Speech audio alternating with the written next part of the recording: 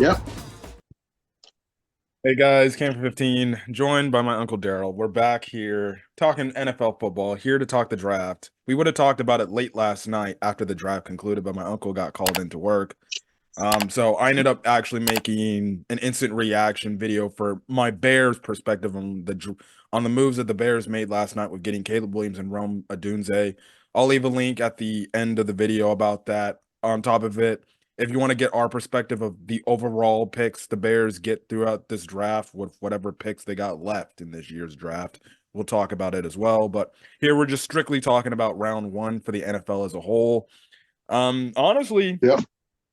I liked this. This is probably one of the best NFL drafts just as a whole, for all the teams, with the exception of like, I think the only teams where I was scratching my head was the Atlanta Falcons, and then a little bit to an extent the Buffalo Bills when they always kept trading back. We'll obviously talk about that when we get to them. But I don't think we can start it off. Obviously, the number one overall consensus pick of the draft is Caleb Williams. It was a Yeah. done the way if you just look at whenever we had Bears videos together, even when I was doing Bears videos by myself talking about Caleb Williams and stuff like that, the way the Bears were treating this whole outcome, it was a it was a whole done deal that you knew they were going to take this guy. Like it was obvious from the Yeah. jump. They're showing up Yeah. early on money before the guy's pro day, having sit down dinners with him before his top 30 visit. They not only bring him in for dinner, they not or Alice Hall, but they bring him in to dinner. They don't even have to have the sit down dinner. They have him have the sit down dinner with the actual players from the team, just so they get to know him better and actually maybe probably just be like, all right, maybe he ain't what we've been saying he is. Um, and then like earlier today, the Bears on their social media page posted like the call of Ryan Poles calling up Caleb Williams. And the way he was talking, he talking like, well, I guess there's nothing else to talk about. We just got to wait for the 5 minute mark because the NFL's making us wait. So it was a Yeah. consensus deal that the Bears were going to do it. And Ryan Poles kind of tipped his hand back at the combine when he said, well, we want to do right by Justin. And we've already expressed out that we thought he messed that whole Justin Fields trade up pretty badly. But obviously, with Caleb Williams coming into the fold, you hope that this obviously works out for the Bears in the long run because you go back and look. Literally, the Bears got Caleb Williams thanks to the Carolina Panthers basically giving us like two Christmas presents in one. Um, and you just look back, and if Caleb Williams ends up hitting and becoming the franchise quarterback, the Bears, me, my uncle, and a lot of Bear fans in Chicago hope to be. You can look back at this trade, and it probably might be the greatest trade in NFL history. Plain and simple, but It depends on how. Yeah, you're right. It depends on how Caleb Williams, progresses as a quarterback. Now, they really did set him up really nicely with some weapons. and Now, I'll, I'm I'll, not I'll, gonna say. I'll say Yeah. this. Go ahead. I said it on my reaction video last night. I said Ryan Poles did his job for all intents and purposes. I Correct. still think he needs to still somewhat improve the offensive line and now the defensive line. Now I was even thinking, I'm like, okay, as a Bears fan, you basically put as much talent as you can on the outsides for your offense and your defense. Now you need to start getting into the trenches and build the trenches. But Correct. as I was saying, I said Ryan Poles did his job. He got the talent. He did what he failed to do Correct. for Justin Fields. Now it's on the coaching staff. It's on Eberflus, Shane Waldron to properly develop this guy to make sure he's ahead of the game and making sure he's not doing too much. So then he ends up, I guess failing, I guess you can say. But he can't walk into no better situation than this. And if he can't succeed, the Correct. onus will honestly be on him for not succeeding. You can't blame the Bears this one time because this is probably the first time in Chicago Bears history they've actually set their quarterback up for success. So Correct. Well, I would probably. I've first of all, I've Ryan Poles done an amazing job. I think he has too. And at some particular point, these coaches that we have, they gotta step up and amp their game up. Eberflus is on a 1-year contract. I believe Waldron's on a 1-year contract. So he's basically got these coaches on edge. Hey, you guys need to perform. I've done my job. I've given you a product on the field, and I'm not done yet. Probably going to go offensive line with the next two picks. I think there's at the third round 75 and fourth round 122. So I'm thinking offensive line with those next two picks. Say again? I said unless they potentially trade up. Yeah. Maybe. But they only got two picks. I can honestly see they might maybe trade down from 4, maybe. Doubt it. But I mean, they've really set this offense up. And the offensive line has definitely got to get better. I don't trust Braxton Jones.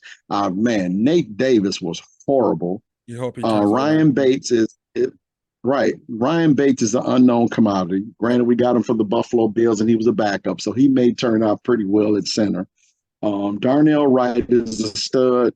They don't seem to know what the hell they want to do with Tevin Jenkins. I think they're going to let you know what? I think they're going to let Tevin Jenkins walk. You think I don't think they're sold on Tevin. Left guard? I don't think they're sold on Tevin. Ever since I don't know. They move him. They move him around so much. There's no telling what they want to do with him. I mean, right now he's slated for left guard, but when the right guard messes up, that's where they move him over there. And they did get a couple of other offensive linemen, but they're unproven commodities. So we really just don't know about the offensive line other than the players we've had the prior season. Yep. And that's not really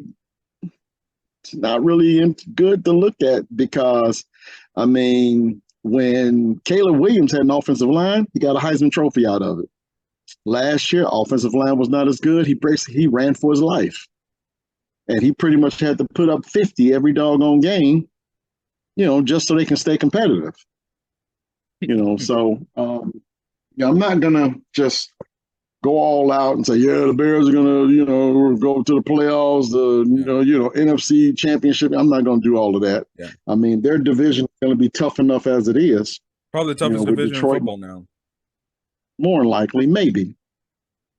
I mean, Minnesota, we don't know what they're going to get with J.J. McCarthy or Sam Darnold. Yeah. So, I mean, but the division will be for sure competitive. I mean, the Bears were in last place last year, and they had 7 wins. Yep. That's just how the NFC Central is. So they got to build up that offensive line. We do need another edge rusher. And, we have holes on the offensive and defensive line with only 2 picks left. So conventional thinking is more likely, hey, take that number 3 and trade down. Maybe pick up an extra 4th, pick up a 4th, 5th, maybe even a 6th with that 3rd round pick. Yeah. Who knows? So, but because there's plenty of other holes and we only got 2 picks. So, and there's not much free agents left for free agency to, so we'll see. But from right now, quarterback is set, wide receiver room is set, running back room is set, Cole Kmet is set, the tight end room is set, I should say as well too. So defense is, I'm not too sure about Byard. I mean, I like him. He's a nice stopgap until we draft safety. It's a nice stopgap. So we'll see how he works with Brisker. I would love to see us grab another corner. But other than that, I would love to see another one. Jalen Johnson and Stevenson are pretty good with Kyler Gordon. I would love to see hopefully someone can step up in there and take another slot corner. So it looks good. It really does look good. But that offensive line, man, I'm really worried about it. I'm not really crazy with the additions they brought on. So I will say before we move on to Jaden Daniels, it's better than what we had a year or 2 ago. I'll give it that. I'll say that too. Uh, Darnell Wright with another year of experience, Braxton Jones with another year of experience. I mean, uh, it's looking pretty good for the bookends. You know, the tackles. I'm really curious to see what they finally do with Jenkins, because the problem that I'm seeing with Jenkins is that he just hadn't found a home on that line, And he gets hurt. because they moved him around so much. Not, yeah, and he does get hurt. Um, so we'll see. And you know, but we'll see what they come in with when OTAs start. Yep. So the second overall pick after the first overall pick was made, obviously the Commanders, they got a new regime going in. Magic Johnson and his squad bought the team, so and then they got a new coach in Yeah, Dan Quinn as the yeah, head coach. Cliff Kingsbury yeah. was their OC. And the question was, who are they going to draft? Are they going to take Drake May? Are they going to take Jaden Daniels? Are they going to take any of the other leftover quarterbacks? And they ended up going with Jaden Daniels. A lot of people said he's the most pro-ready quarterback in this draft. Um, Mm-hmm. I thought he played good. He's Heisman Trophy winner, even though I thought he shouldn't have been the Heisman Trophy. I was actually going for Penix to win the Heisman, but that's a discussion for another day. But I think he can do solid Yeah, things in Washington. He does have solid talent around him. McLaurin, Jahan Dotson. I don't know who their tight end is. They did sign Austin Eckler, but Austin Eckler, he tends to be injury prone, so we'll see where that correct. goes. Um, at the end of the day, it's just going to come down to how Cliff Kingsbury develops him as an NFL quarterback.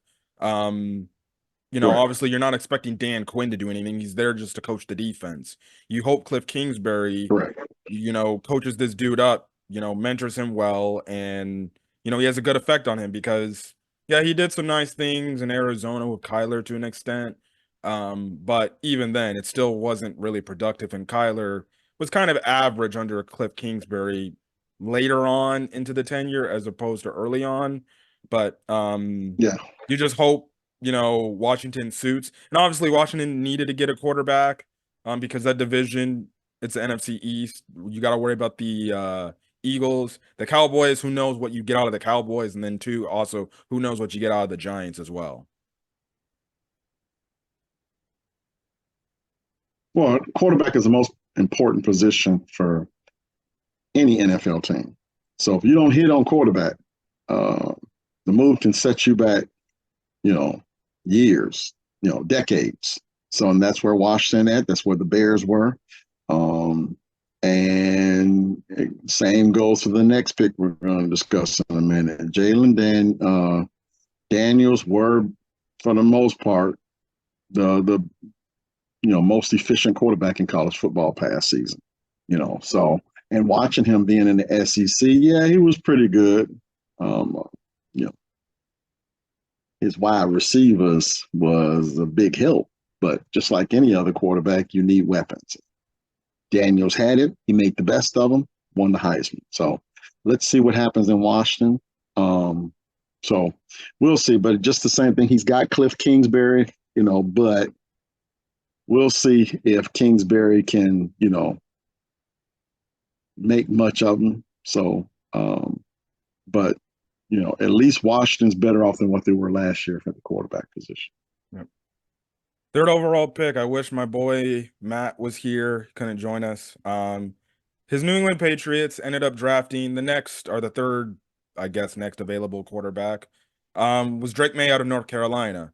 Now obviously he was like gonna be penciled in as the number 2 guy, but I guess he didn't have a good like pre-draft process or whatever, and he ended up becoming the third drafted quarterback in this draft.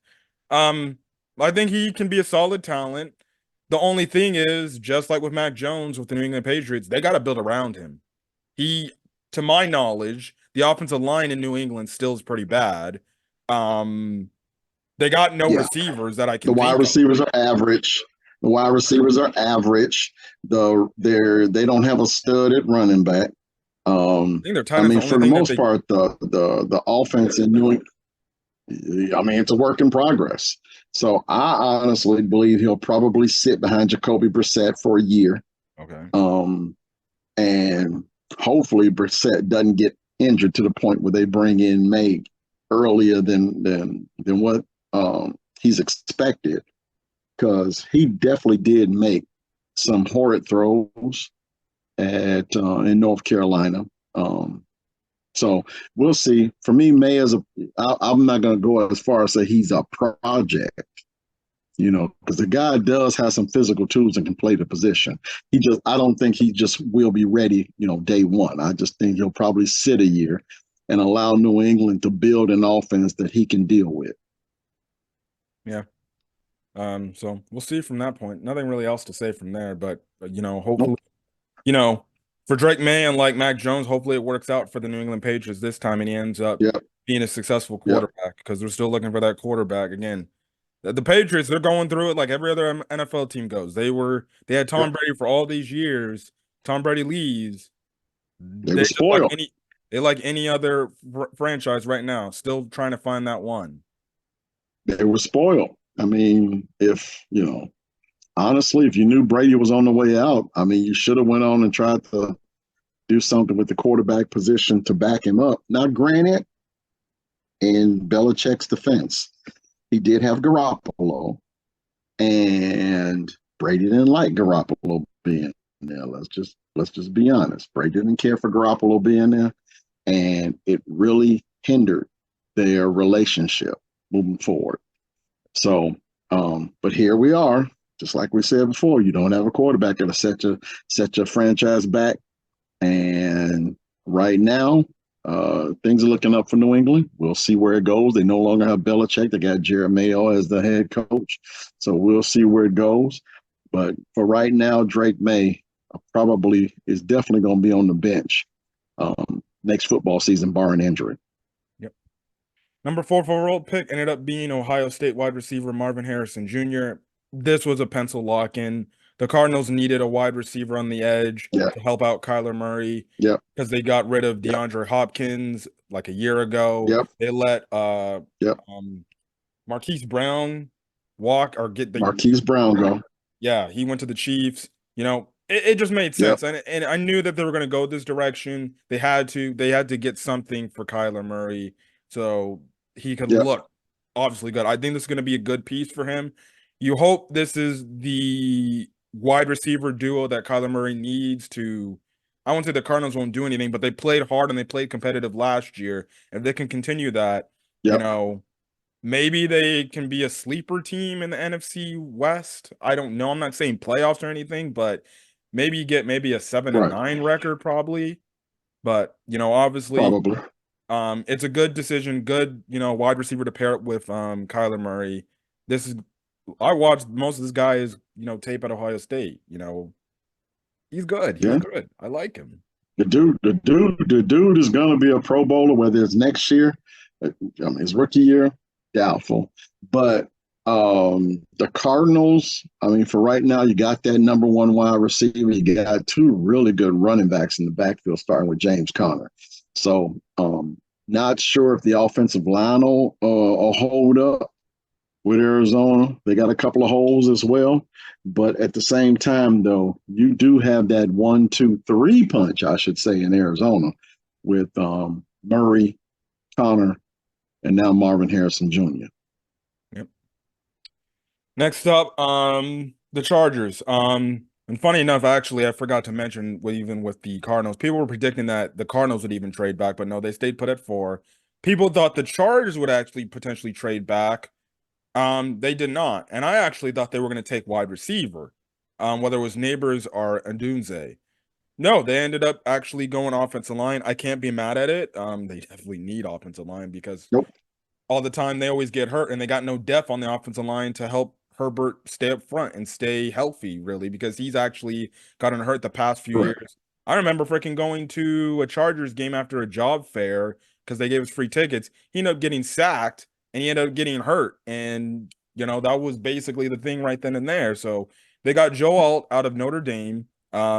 People basically said he's the best tackle probably in this draft. You can't be mad at offensive line pick. You need to keep your quarterback upright. Clearly, the number one thing we know about Jim Harbaugh, he loves to run the football. So what's a good way to do it? Get you some solid offensive linemen to do that. Um, so we'll see. And then also Get you too, some studs up front. yeah, Yep. I think they can still draft wide receivers. I don't know if they have a pick in the second round. There's still some solid receivers out there. Yeah. The one receiver from Florida State, Keon Coleman, he's still out there if they want to go get him. Still out there. Yeah. But we'll see. We'll see. For all intents and purposes, it just looks like to me that Quentin Johnson is going to be their number one receiver. No doubt about it. And they're just putting him, right there on the check. Be like, all right, dude, produce for Yeah. us with Herbert. Yeah. And keep in mind now, they let Williams and Keenan Allen go. Maybe not necessarily. I mean, it was money. Yeah. I mean, Williams was going to stand to earn a really big paycheck. They wanted Keenan Allen to defer some of his money. He didn't want to do that. So they were pretty much just saying, okay, all right, we can't pay wide receivers the money that they're asking. We barely don't want to pay one of them, but here it is. You got two of them that are asking for crazy amounts of that's asking for, to keep crazy amounts of money. So yeah, they got to go. But at the same time, if anyone knows anything about Jim Harbaugh, whether it was when he was at Stanford, even when he had Andrew Luck, when he was in Michigan, when he was with the 49ers, now here with Chargers, this dude is going to play physical smash mouth football. He's going to run the ball, and he's going to run the ball a lot. He's going to make sure that he has an offensive line that's big, strong, and fast. So it didn't shock me not one bit. Yeah, you probably would have liked to have seen him go with Neighbors at number 5, but at the same time, anyone that had seen Jim Harbaugh coach knows that that's not his way. Yeah. Yeah. Moving on to the next pick, 6 overall pick in the draft, the New York Giants. Now, I wasn't scratching my head, but I was like, oh, okay, I guess that will help them. Malik Neighbors, they drafted him out of LSU. I guess this only tells me, Daniel Jones, you're getting one more shot to prove what you got. Otherwise, next year we'll be taking a quarterback if we suck again. We'll see. We'll see. I think Malik Neighbors will help Daniel Jones. At the end of the day with the Giants, it just comes down to how Daniel Jones plays. If he doesn't play good, well, Malik Neighbors is not going to look too good with his numbers. I thought they were going to take quarterback and just put like Daniel Jones on the hot seat right then and there, but you are paying him a lot of money actually. So maybe I think this is going to be like their last ditch effort to try to get something out of Daniel Jones, give him a wide receiver number 1, and just be like, all right, dude, we gave you the money. Show us what you want. Here's another dynamic player because we lost Saquon to the Eagles because we didn't want to pay him. Right. So we'll see. We'll see. But I feel like this puts Daniel Jones on the hot seat. If he can't get it right with Malik Neighbors, well, the Giants will probably be near the top of the draft. And we'll see if they'll take a quarterback because next year's quarterback class ain't looking too pretty. For the most part, next year is just, Shedeur Sanders, and that's it. And plus, from what I've seen so far. Yeah. And Dion already said, like, we only have a select amount of teams who we want him to go to, too. Correct. But we don't know. The Giants may be one of them. We don't know. I mean, the Giants are still owned by, a football rich family. So we just don't know. Malik Neighbors. I never thought the Giants were going to take a quarterback. What quarterback was they going to take? I personally am not one of those guys who are thinking that J.J. McCarthy is the second coming. I was never thinking that. Penix wasn't going to go that high. Yep. And nobody was thinking about Bo Nix. Yep. I'm sorry. I've seen him play when he was at Auburn, and he didn't look good to me when he was in Oregon either. He was a product of the system. That does not mean he's going to be an excellent quarterback. So, going to Malik Neighbors, dude. This dude is crazy good. Now, is he OBJ good when OBJ first came out? No. But yes, dude is crazy good. So we'll see. And basically, a quarterback Even though Daniel Jones is average at best, he still gotta have weapons. He gotta have weapons. It's just that simple. And he's still under contract for probably, I think, another couple of years. Yep. I think 2 more But years. yeah, another couple of years. So you gotta be able to get some weapons around the dude. I mean, I don't care what quarterback you got. You got to be able to have weapons around. So Neighbors is going to be a good one, and we'll see what happens and what they can do to surround Daniel Jones with even more. Darren Waller is still there, although he's kind of hinted at retirement. But I think Well, he's trying to recover because I guess he cheated on Kelsey Plum. I don't know why he would do that, but all right. I mean, hey, I'm gonna keep it clean, so I'm not gonna say nothing.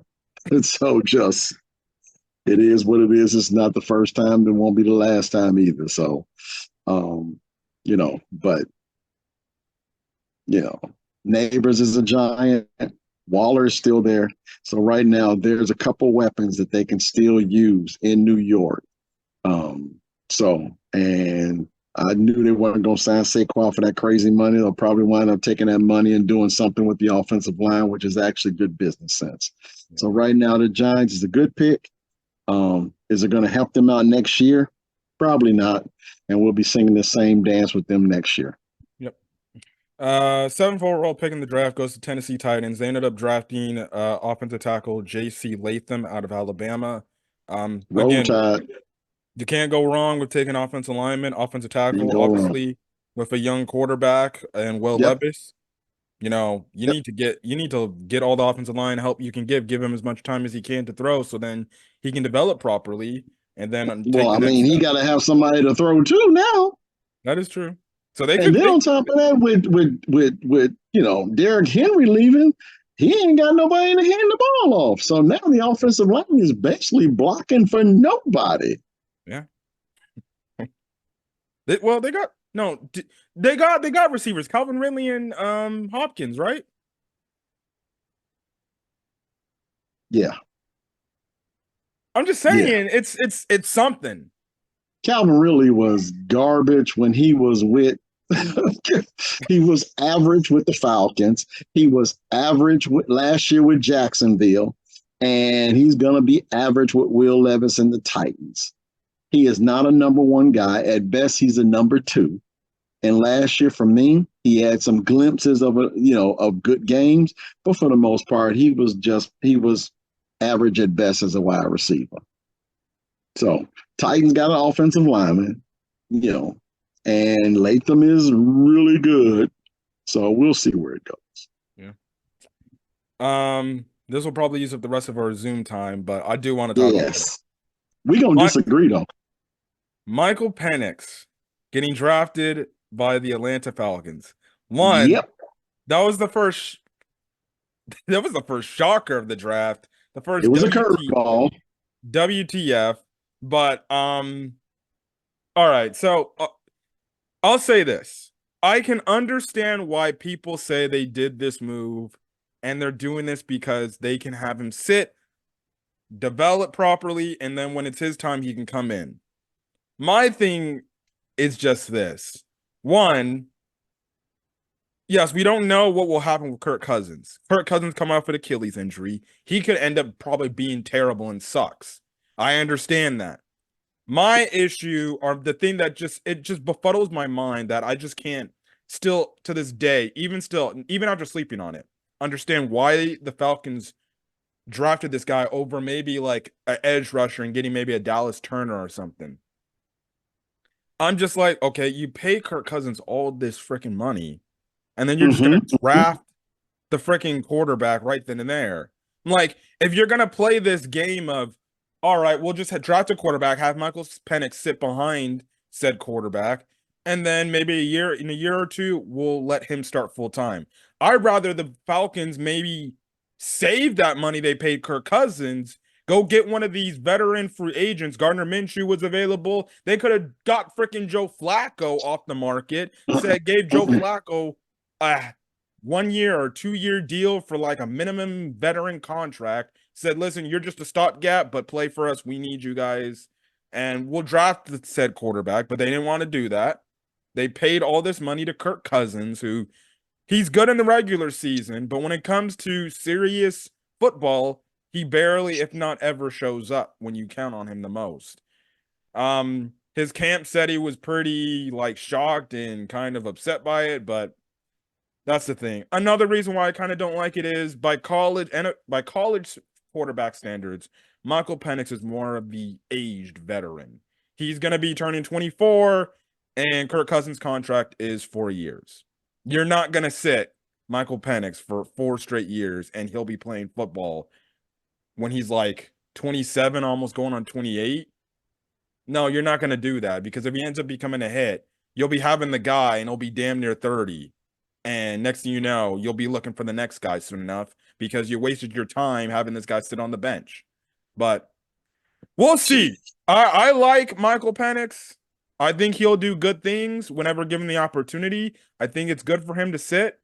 I just don't like the reason why the Falcons drafted him. I say the Falcons drafted him before I turn it over to Michael. I feel like this is a save my job or give me more extension on my job, because if Kirk Cousins fails in the first 2 seasons, well, we can get off of him and we got a guy right then and there, and then our jobs will still be all right.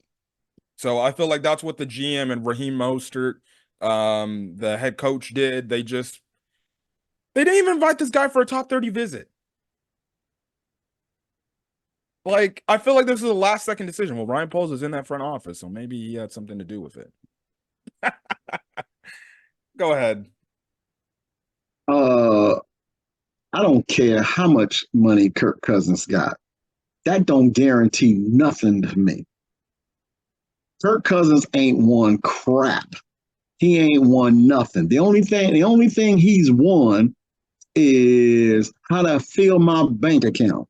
That's it. That's it. He is good at getting paid. That's it. And do you honestly think he gonna last after having an Achilles injury? You think he gonna last 4 years? He's 36. Yeah. Which it makes the Falcons move to pay him that type of money even more puzzling, just to begin with. No. Pay him the money. We both know he ain't gonna last. Yep. That 4-year contract at best is gonna be 2. Yeah. And after then, Penix can take over. You have to be able to have some type of succession. Because if you really look at it, Green Bay does it, and they've done it really well. Aaron Rodgers didn't like it when they drafted Jordan Love. Brett Favre didn't like it when they drafted Aaron Rodgers.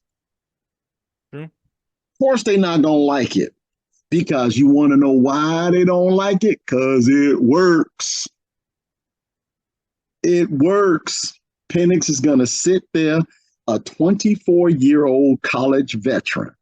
That means he is aged. He's a little bit wiser than these young Thundercats is coming up in the league. He is going to be able to get that playbook, and he is going to learn that playbook. Kirk Cousins knows this. We all know Kirk Cousins is not a Super Bowl winning quarterback. They probably signed him to that money just for clicks on social media, as far as I'm concerned. I'm like, Kirk Cousins is only good at been getting paid. That's it. For me, that's all he good at. His agent is like the agent of all time. I don't know who that cat is, but that agent is really good at getting Kirk Cousins paid. Yeah. And that's all Cousins is good at. He's all flash and no substance. Yeah. But he gets his money. Yeah. So yeah, I applauded the move. You go out and get that quarterback that you know for sure is going to be around when Kirk Cousins fails. And we all know Kirk Cousins is going to fail. If there's anything wrong with Michael Penix's body, he got 2 years to clean it up. Yeah. 2 years to clean it up. And there's no assurances that Cousins don't last the next season, coming at 36 years old, coming off an Achilles injury. That's true. There's None. Sure, Aaron Rodgers just came off an Achilles, and he's what, 40? Yep. There's no assurances there either. I can guarantee, honestly, it wouldn't have shocked me not one bit if the Falcons didn't draft Michael Penix Jr. The Jets would have. Really? They're like, dude, you got these old guys out here and they're on one leg. There's no assurances whatsoever. Do you honestly think we're going to see Aaron Rodgers 2 and 3 years? No. If they don't win a Super Bowl after next year, I'm inclined to think this is Aaron Rodgers' last year. That's my point. Because after this year, he's going to start declining. He can't run. And Cousins is the same way. Yep. Cousins is the same way. New offensive coordinator, new head coach, a head coach that, for the most part, likes running the football. And then you got an undersized running back y'all going to try to give the ball to 20, 25 times. It ain't going to work. You're going to have to put the ball in Kirk Cousins' hands, and he can't move. I'm sorry. I applauded the move. Yeah. I thought it was great. And I think you're going to see a lot of other teams start to do it now. Go get that quarterback and let his behind sit for 2 years and learn the position. Yeah. The starting quarterback don't like it because he know it works. Well, we'll definitely see. I think the one thing the Falcons just got to hope for is Michael Penix's injury history doesn't come up in the NFL like it did in college, because that was the main reason why he was in college for so long. He always got hurt. Correct. He but he played. Hurt. Yep. He played. That's not the case here. He's not going to play next year unless Cousins get hurt. And for the most part, if Cousins balls out, that means this cat is sitting on the bench getting his body right. Yep. In my opinion, he got 2 years to get his body right. Yep. I applaud the move. Falcons, great job. Great job. We'll continue with the back half when we get back from this quick break. All right. So the next pick after Michael Penix was the Bears again. And that's right. We were always debating, will the Bears trade back from 9? Will they stay put at 9? If they stay put, who are they taking? Are they going defensive end? Honestly, I was convinced they were going to go defensive end. I thought they were going to go. Not me. I think we had this conversation. You did say DE. We were both thinking DE at one particular point. But as we got closer to the day, I always said that if one of those 3 wide receivers were available, and maybe Brock Bowers, then they would grab one of them 3 wideouts. Yeah, and they got Rome Odunze out of Washington. Look.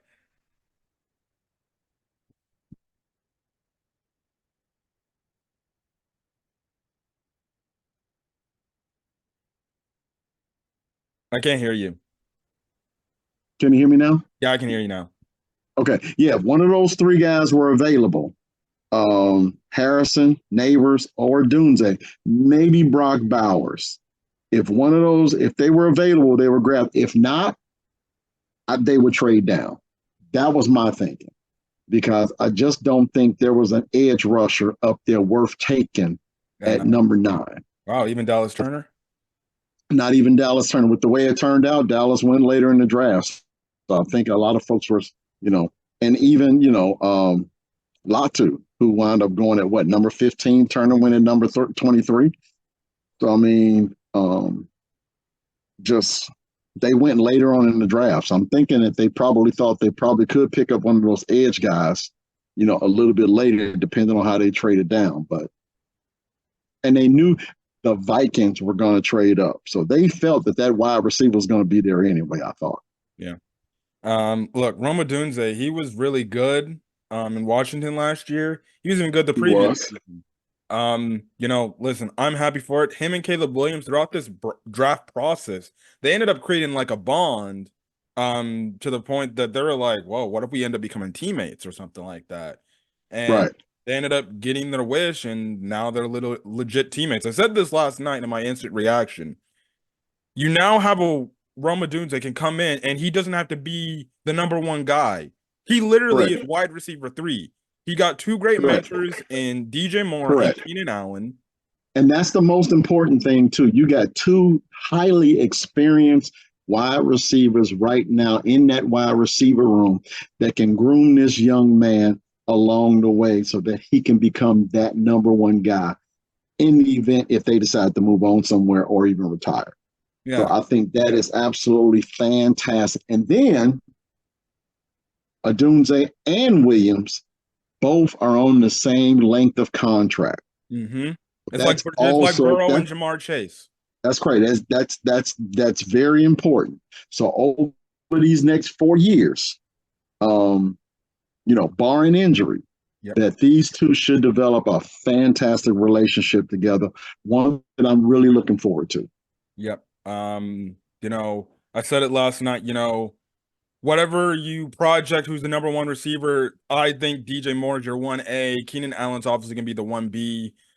Right. Rome, he's going to basically be 1C. And then One seat. whenever Keenan Allen departs, that's when you still have it to where, okay, DJ Moore's still your 1A, but he's going to be in his later half Correct. of his career. Rome can move up to the 1B while you maybe draft or take or sign another wide receiver to be the third best receiver. And then eventually, by the time DJ Moore's time is up, Rome will be probably around the same age as Caleb Williams, maybe like mid to late 20s. He'll be your 1A Correct. by then. And then on top of that, Keenan Allen's contract is what, 2 more years? He's 1 more year. I think they'll extend him for maybe another 2-year deal. Yeah, that's what I'm saying. Yeah, I think it's 2. But he has 1 more. On his current contract, this is the last year of his deal. The Bears would have to extend him. Okay. All right. Well, you know what? It depends on how Odunze progresses. Yep. Maybe Keenan Allen's only year in the Chicago uniform. Yeah. Maybe. I guess it just depends on how the whole offense gels as a unit. Mm-hmm. How we decide on what to do with the offensive line. But I think this next year is going to dictate a lot about how they move forward with this wide receiver group. And it also makes it easier for guys like you. I believe Odunze can line up in the slot, but it makes it easier for guys like Keenan Allen or even DJ Moore. Hey, let's put you in the slot. Well, they can move him around. Yeah. They can move him around because on one hand, you may have a team that's a fully zoned team in which Odunze, you put him in the slot with Cole Kmet because they're taller guys, they probably work really well. Whereas, man coverage may be something different. You can probably put Odunze out on the side on the outside because of his size. Yep. So this wide receiver group with Kmet and Everett included, Shane Waldron has got some really good options, and I think it's going to really tell the difference as far as what he decides to do with this group. It's going to be really interesting. Yeah. I just look at this offensive wide receiving core, and I'm just like, this is probably the best they've had since Brandon Marshall and Alshon Jeffrey. Well, that's only 2 guys. They currently got 3, so I say this is the best. Yeah, obviously it matches up. This is the best. It's the best they've had since that time. Man. Woo. Man, I don't ever recall a time in which the Bears had 3 guys in the wide receiver room. 3. Yep. That can get you 80 catches a year. Yeah. And that's what the Bears got. And then on top of it, we're not even talking about, Kmet and Everett. And Kmet had 77 catches last year. My God. I mean, this receiving unit is, from where I sit right now, looking back on all the Bear teams over the years, this is right now the best that the Bears have ever put on the field. Yeah. And granted, I haven't seen them play a game. Yeah. This is the best that they've ever put on the field. Yeah. Ever. And Odunze is that guy if you thought DJ Moore's catch radius was something, dude, man, Odunze, goodness gracious. So the only thing that I'm probably going to say is I just maybe, just maybe, we can probably use, and that's probably where Tyler Scott may come in. Um, that speed demon. Yep. And one guy who can just run in a straight line and beat coverage. So, you know, hopefully Tyler Scott is that guy. Odunze can be, but looking good right now for the Chicago Bears. Yeah. I say, last thing, I say this is probably Ryan Poles' makeup draft pick for when he drafted Velus Jones a few years ago. Velus Jones is honestly on the out. I think he might be cut. And we could add George Pickens. Yeah. Now, granted, looking back, I'm glad we didn't draft him because he turned out to be one hell of a diva. for all his talent. Yeah, man. I'm glad we didn't get him because he driving Pittsburgh crazy. Yep. Moving up, number 10, the Jets were actually the number 10 pick, but they ended up trading back one slot to trade with the Minnesota Vikings. And the Why? Just why? Why would you move one pick? Move down one pick. Did they get any extra picks? I don't know what they got in return for that. Well, they had to have gotten some extra pick. They did get some picks, but I don't. The hell out of me. Why move up one pick unless you thought the Jets was going to draft McCarthy, or maybe the Broncos would trade up. But it didn't happen. Well, that's true. They probably, you know what? They probably just didn't know. Yeah. And the Jets are probably like, yeah, we probably lied to them. Yeah, we got an off on the table, but what you talking about? Okay, yeah, we'll do it. The Vikings ended up drafting JJ McCarthy, who I think out of all the quarterbacks in this draft is probably like the one quarterback where he's the project, where it's like, all right, he could be good, or he could just be. You don't think Bo Nix is going to be a project? I think they're going to throw Bo Nix into the fire. I don't believe Bo Nix is a project because he is like Michael Penix. He got a lot of college football experience, so he's going to come into the role wise. So I'll give it that. And he's going to be under Sean Payton. Which is even worse. I know. But I got to make something. Bo Nix wouldn't be a guy I would choose personally, but Bo Nix is a system quarterback. If that system is crap, Bo Nix is going to be crap. We'll get to Bo Nix in a second. Okay, my bad. I'm sorry. McCarthy. Yeah, he could be good, or he could be a bust and be a backup quarterback a few years. I always said this guy's going to be the Mitch Trubisky of the draft. I don't give a crap. I will say this. I'll say this. He has more talent than what Mitch had.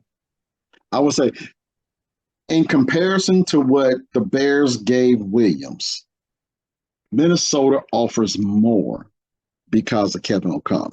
Yep. He is a quarterback whisperer. And that's why McCarthy is going to be looked at as, him going into that really great situation. Now, granted, we have Waldron, but it's different when your offensive coordinator and your head coach. McConnell is the head coach. He controls every aspect of the team all the way down to the water boy, whereas Waldron just controls the offense. Yep.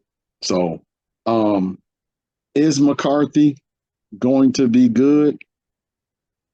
More than likely. Is he going to play much next year? Probably not. But he's going to sit, he's going to learn, and he's got a really good offensive mind as a head coach. Yeah. We'll see. I hope he fails. Of course, he's a divisional opponent. We want them all to fail. So I'll give him credit. Not only with the potential of good talent, he's walking into a good situation. He's got Justin Jefferson. He's got T.J. Hawkinson. He's got Jordan Addison. That's correct. But, they just got Aaron Jones. So he's got a really good set. And just like I said before, he's got that head coach and knows up. He's got a play caller. So we'll see. Can't mess that up. He won't scare me, but no, he don't scare me at all. He don't scare For me the at all. Jets. Right. Because while Jets, he's sitting, Caleb Williams gonna be playing. yeah. The Jets, because they ended up trading back, getting Olu Fashanu, offensive tackle from Penn State.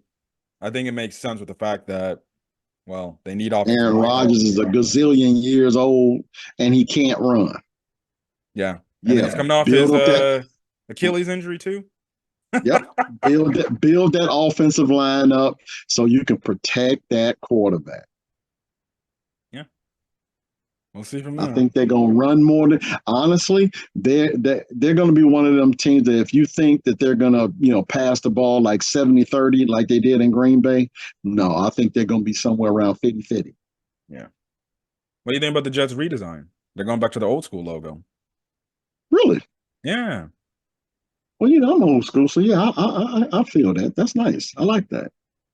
Yeah. That ain't gonna help their ass because I mean, they still in the division with Buffalo and Miami. Yeah. Broncos. Before we talk about Bo Nix, did you see the Broncos new jerseys? Yeah, they I all don't right. like them. They all right. I I know mean, apparently I guess Bronco fans didn't like the typical jerseys they've had the past like decade. I actually like those yeah, jerseys. That's yeah. just I me. didn't have a problem. I didn't have a problem. I just they could have added a little black to it. You know, Black. that black and orange that would have been nice. They literally the Chicago they literally had the Bears colors. I know. That's why they get rid of not necessarily get rid of the navy blue, but NFL teams now have a plethora of different assortment of colors for a jersey or for a uniform. But that black would have been nice with that orange and blue. Would have Well, been nice. one of their But alternate other than jerseys. that, no, man, it's all right. It's all right. One of their alternate jerseys is like the old school one, the one with the light blue helmet and the old D Denver with the horse and everything, and those bright orange jerseys. It's all Yeah, right. that fluorescent stuff went out of style with Tampa Bay in the 80s. Yeah, it's all right. I Yeah, just hope the yeah, Bears it's all just right. have an all white look. White pants, white jersey. Shit, hell, I even have white helmet. That's true. I don't know why they don't do that That idea. that will be nice. That will be nice. We'll see. We'll see. But Yeah. for the Broncos, it's all Bo right. Nix. Bo Nix ended up getting drafted because, let's be honest, he was the last best available quarterback off the board. Correct. Who are you going to go? Correct. Sam Hartman or Spencer They Rattler? were going to trade down if Bo Nix was not there. It was a desperate attempt, a desperate move to refill a position because the head coach was such a jerk to his prior coach, his prior quarterback. Yeah. And Bo Nix is a system quarterback. When the system fails, he's going to fail too. And according to what I've heard about Sean Payton's offensive playbook, it's a lot of terminology, a lot of words. Not saying that Bo Nix can't grasp it, because he is a smart young man. But again, system quarterback. I liken him again. We've said it once with McCarthy, Trubisky. Yeah, could be. To He me, was that's average. He was average his that's first. his ceiling. He was average his first 2 years at Auburn. He transferred over to Oregon. That's when he really took off. And put his name on the map out there. But we'll see. We'll see how he And why does. did he take off? Why did he take off?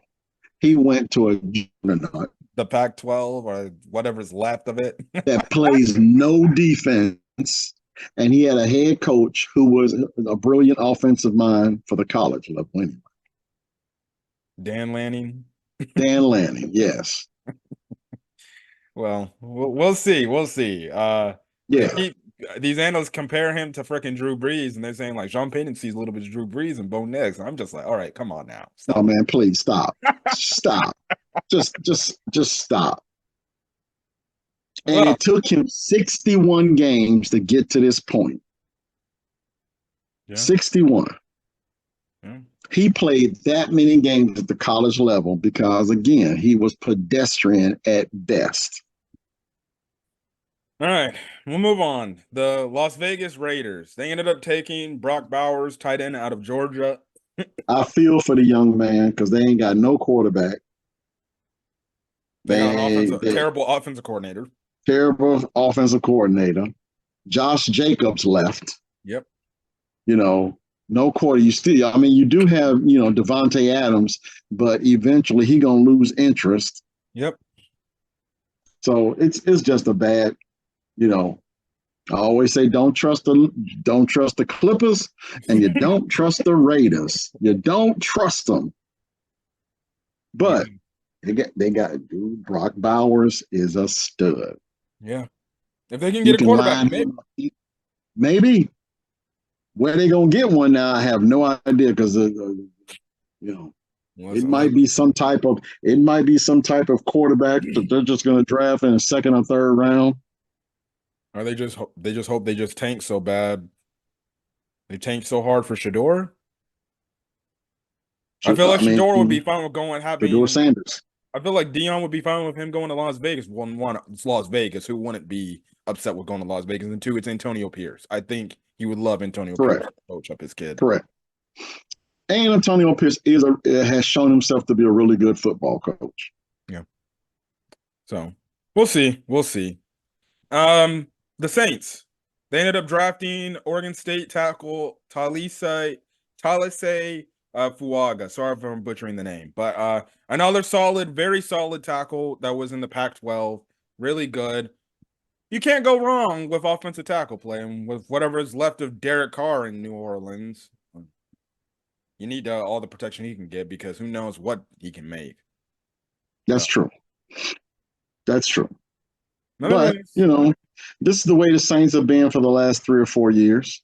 But you can't go wrong with offensive linemen. I do expect them to probably grab another one, if not two more. Because again, when you do have an average quarterback, the least you can do is put a really good offensive line in front of them, I should say. Yep. 15th pick of the draft was edge rusher out of UCLA, Laitu Latu. I'm a UCLA Bruin football fan, and this dude was a monster. Like last year, he was an absolute monster. Obviously, the concerns going into the draft, which kind of prevented him not being a top 10 pick, was his neck injury. But all the medicals went through, and they said like, okay, that won't be an issue. Listen, I like this guy. The Colts got a gem in this guy. He's a pretty damn good edge rusher, and I think he's going to be a good one for the Colts for years to come. You just hope that neck doesn't flare up and become an issue to where maybe it hampers his career potentially. But obviously, we have some of the best doctors in the freaking world. So if the neck isn't an issue, you just do it. We'll see. We'll see. But I like the decision. I like the move. I was actually shocked that Dallas Turner, or he went before Dallas Turner, but I can't be mad at it. Leitu's freaking dang good football player. Yeah, I agree with you there as well too. So he must have been number one on the coach's board. And I'm pretty sure that if he was gone by the time 15 rolled around, they would have grabbed Dallas Turner. I mean, you can just, barring the injury aspect of it, Latu is a much better pass rusher, whereas Dallas Turner while he's a great pass rusher as well, he's much better in coverage. So if we're just talking about just the two and not talking about injury at all, I think the coach got a good one. Coach has got a real good one. And they were not a bad football team prior to Anthony Richardson going down. So it's going to be interesting to see how they try to recover with Anthony Richardson back in the fold. Yeah, it makes sense, especially with the division of quarterbacks. You got to get to Trevor Lawrence. You got to get to, especially CJ Stroud. You got to get to CJ Stroud. Especially got to get Stroud. Yeah. Yeah. Who's the other team in the division? With the AFC South? Yeah. Isn't it Tennessee? Oh, Tennessee Titans. Well, you ain't have to worry about Tennessee. Yeah, you ain't got to worry about Tennessee. They got average wide receivers, average quarterback, no running backs. So, but they got J.C. Latham. So, yeah. Yeah. 16 pick of the draft, Byron Murphy the second, out of Texas, defensive tackle for the Seattle Seahawks. Look, you need all the defensive line help you can get. You need somebody to get up in the middle, pressurize the quarterback from the middle, and just disrupt everything. This is Byron Murphy Jr. He is a dude. Woo. Mm, mm, mm, mm, mm. Was this the guy you always with the Bears get? Yeah, buddy. I saw some film on him last week, and I was like, God dang. Yeah. So, arguably the best defensive talent in this draft. Arguably. Yeah, you'll go with it. Obviously Yep. with McDonald coming over from the Ravens, you knew he was Yep. going to get somebody that can affect the middle. Yep. Right then and there. The Minnesota Vikings ended up getting back on the clock again. They ended up trading up and trading up with the Jacksonville Jaguars, who traded back. And they ended up selecting Dallas Turner. When I saw that, I was like, damn. I'm like, shit. I'm like, I can't lie. Like the Bears, I thought the Vikings had a pretty damn good round one day one for the draft. Vikings did have a really good day one. They got their quarterback, they got the edge rusher. So I mean, They up there with the so Bears it's, for it's round one winners. well, I think the Bears are definitely the number one winner, Yeah. but the Vikings are a close second, you know. They did a lot of moving, a lot of trading though. So how does that, you know, relate to how many picks they'll have left and what they do with their remaining picks is gonna, for the most part, tell the story about how this draft is gonna affect them. But all in all, their first two picks were just as impressive as the Bears' first two picks. Yep. Vikings needed a pass rusher because they let Danielle Hunter walk in free agency. Yep. To sign Jonathan Greenard, so hey, Yep. good solid move for them as they try to rebuild that defense and Yep. be a team to be reckoned with in the NFC North. You just hope he doesn't do anything against the Bears. That's all I hope for. That's correct. The Just hope they don't. They just hope that if I see Dallas Turner line up in be on front of Bryson Braxton Jones. Jones, He's gonna be on I'm gonna be Bryson Jones. like, that's when you start bringing out the King James version and be like, Lord, give Braxton Jones the strength to be able to handle this young Thundercat from Alabama. Lord have mercy. Mm, mm, mm. Just Yeah. yeah, Pick number 18. Cincinnati Bengals. They went Marius Mims, offensive tackle from Georgia. yeah, These guys need all the offensive line help they can get with Joe Burrow always getting hurt. correct. But this draft was for the most part rich with three positions: quarterback, wide receiver, offensive line. There's a whole plethora of them that are in this draft, which is the reason why I think the Bears will probably wind up grabbing another one with their 75th overall in the third round. So, because it's quite a few of them. But when you do have a quarterback, you got to be able to keep them upright. So, whether this picks actually works out for the Bengals or not, we'll see. But it does add them another rookie that they can sign to a rookie deal with the hopes of being able to make sure that they keep Jamar Chase, because he's going to be up for a contract after this next season. Yep. Yes. 19th pick in the draft, the Los Angeles Rams ended up drafting defensive end Jared Verse out of Florida State.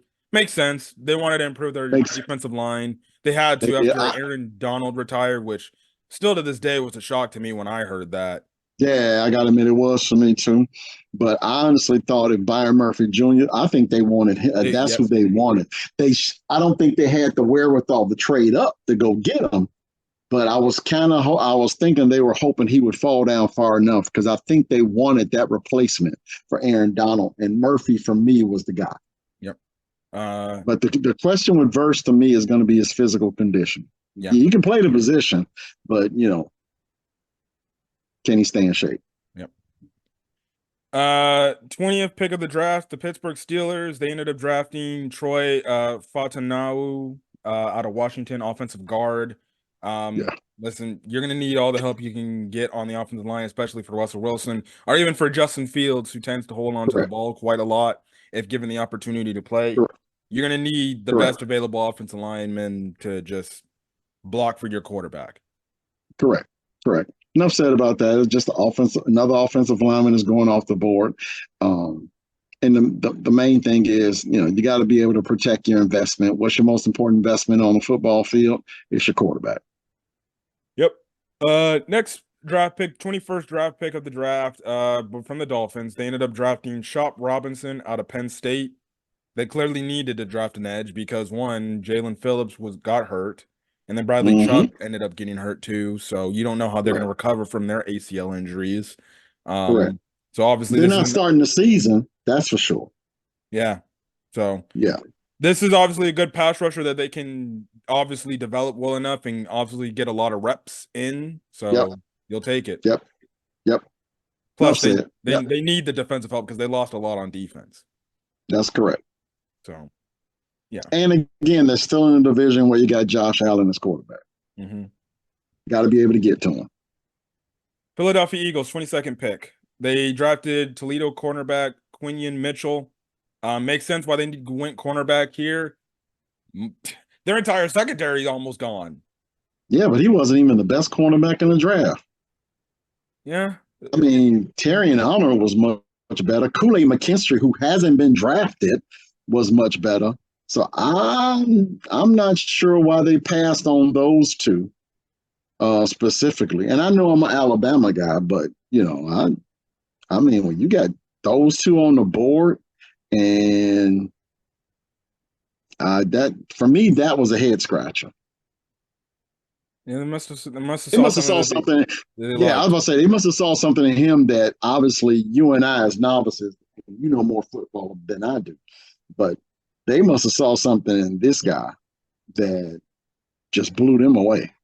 Well, Michael Parsons on his little stream during the draft, he was like, "Damn, that was the guy I wanted." Oh, really? So Yeah. I mean, he must be something else. But I honestly thought after watching a couple of clips, I thought Arnold and McKinstry were a little better for me. So the Jaguars ended up getting on the clock. They ended up drafting wide receiver Brian Thomas Jr. from LSU. Again, another solid receiver. This it's another move where to me, this just puts Trevor Lawrence's name on the map where it's like, all right, dude, you've been playing average football for like 3 of your 4 seasons here so far. Playing average football because he's throwing at the average dudes. Yeah, but well, come on. I That first mean, the average first year, dudes. Christian Kirk was like crazy. Christian Kirk is not a number one. Calvin Ridley was not a number one. Evan Ingram had that one good year 2 years ago.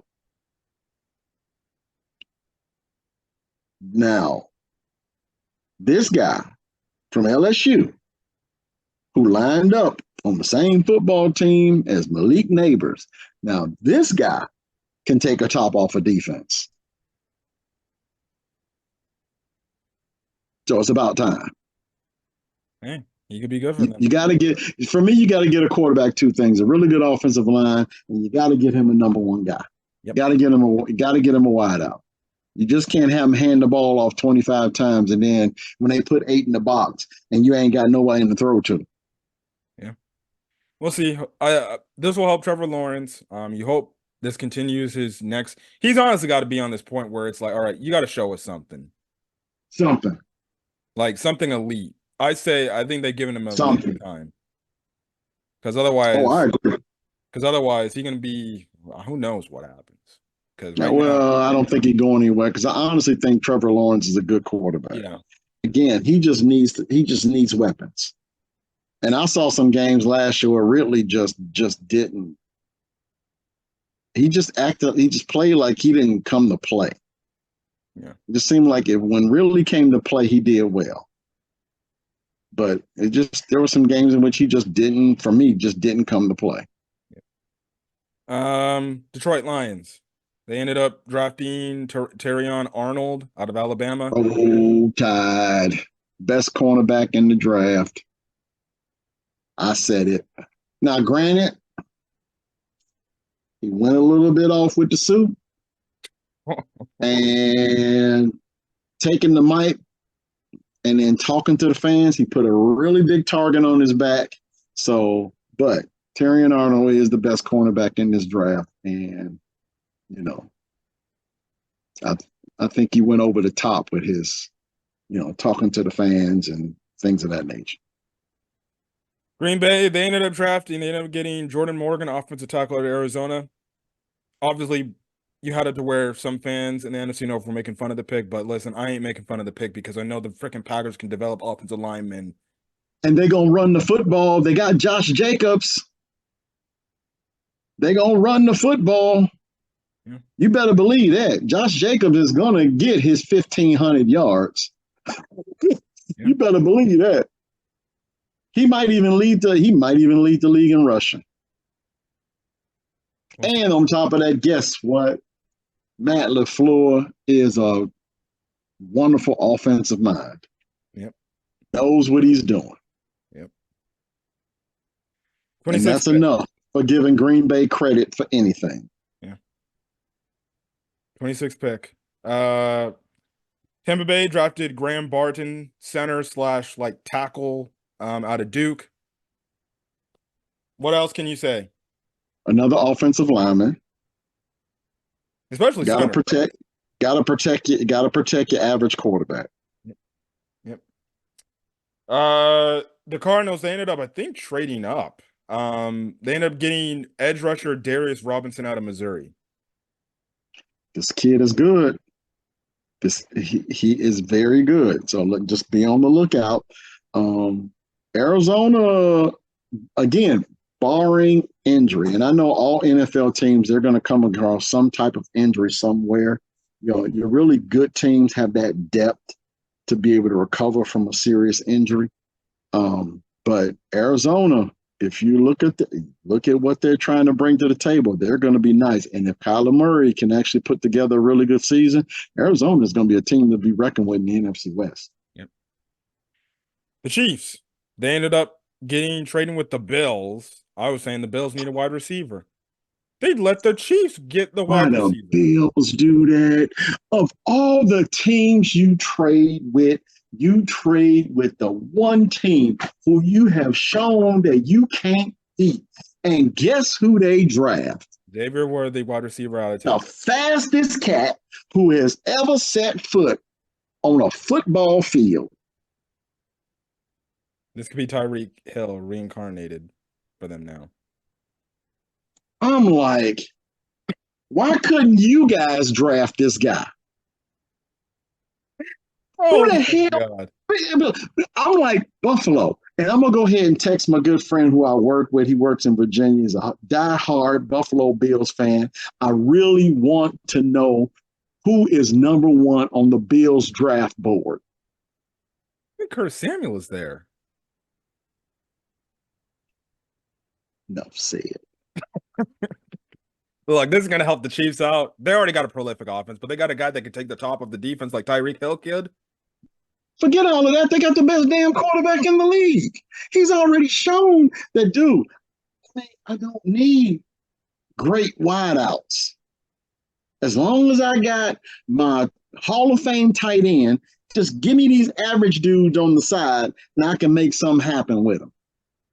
And now you add the fastest guy who's ever set foot on an NFL football field. They got Rice still, even after his stupid incident, and they got Brown too. Yeah, they got two of the fastest dudes in the league, in Brown and now Worthy. They gearing up to win three in a row. Goodness gracious! As long as Kelsey and Rice can control the area between the numbers, Brown and Worthy, they gonna get deep on the outside. All right, we're running out of time. Cowboys, they ended up drafting offensive tackle Tyler Guyton out of Oklahoma. Ravens went Nate Wiggins, cornerback out of Clemson. 49ers drafted wide receiver Ricky Pearsall out of Florida. And then the Bills traded back again. And the Panthers took Xavier Legette out of South Carolina, wide receiver. Leggett, maybe it's going to be the steal of this draft. Leggett. Yeah, could be That dude. Bryce Young needs. That dude is nice. Yeah. His only problem was he went to South Carolina. Yeah. Yeah. Ricky Pearsall, interesting decision. That was a garbage pick. If I was the 49ers, I would have went with Leggett. He's more like a IU clone. Yeah, there's rumors that they might trade Debo.